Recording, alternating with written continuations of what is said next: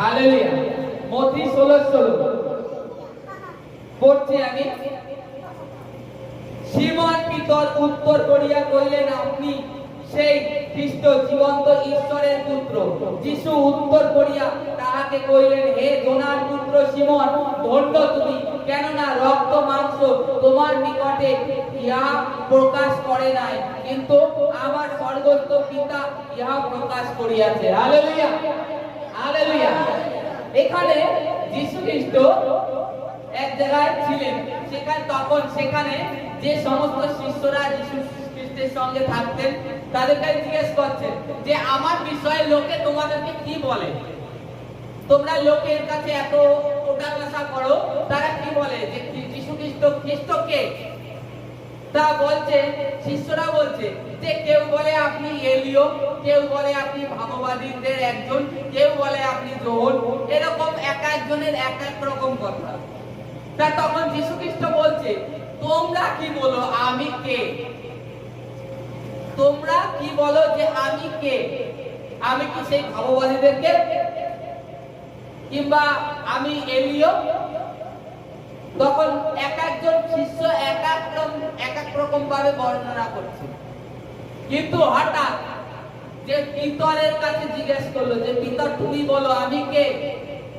তখন পিতর ঢং করে বলছে যে আপনি সেই ঈশ্বরের অভিষিক্ত ব্যক্তি, সেই খ্রিস্ট, যার জগতে আসার কথা ছিল সে আপনি।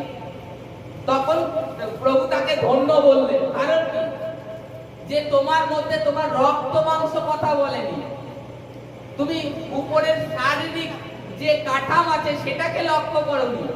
আমাদের কাঠাম, আমার পরিচয় কি? আমাকে যদি কেউ জিজ্ঞেস করে যে তোমার নাম কি, কিংবা তোমার বাড়ি কোথায়, আমার ছেলের কাছে জিজ্ঞেস করবেন যে তোমার বাবার নাম কি, বলে দেবে এই। তোমার দাদুর নাম কি, এই বাড়ি কোথায়, অমুক জায়গায়। কিন্তু এখানে সিমন পিতরকে যখন জিজ্ঞেস করা হলো, সে বলছে আপনি সেই খ্রিস্ট অভিষিক্ত ব্যক্তি। সে একবারও বলেনি যে আপনি তো সেই যোসেফের পুত্র যিশু খ্রিস্ট, আপনি মরিয়মের পুত্র, এ কথা বলেনি।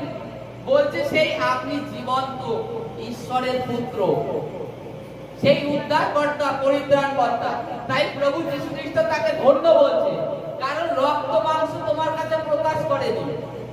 রক্ত মাংস কি প্রকাশ করে? জগতের পরিচয়।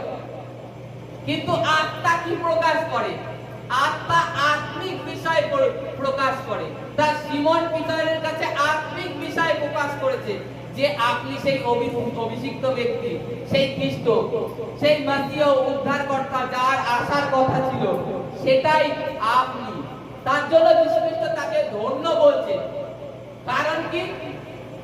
এখানে বলছে কিন্তু কেননা রক্ত মাংস তোমার নিকটে ইহা প্রকাশ করে নাই, কিন্তু আমার স্বর্গস্থ পিতা প্রকাশ করিয়াছে। কে প্রকাশ করেছে?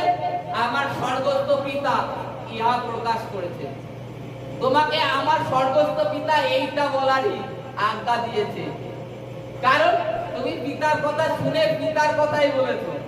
ভাবনা চিন্তা, কেউ যদি ঝম করে জিজ্ঞেস করে, সে একরকম ভাবে বলে দেবে জাগতিক বিচারে।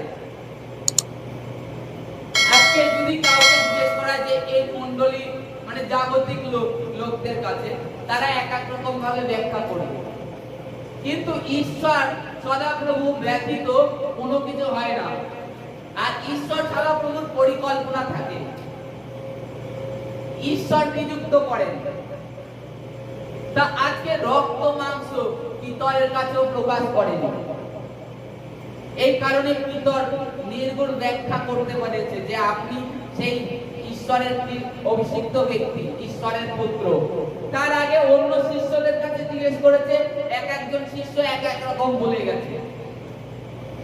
কিন্তু পিতরের কাছে স্বর্গস্থ পিতা প্রকাশ করেছে যিশু খ্রিস্টের বিষয়।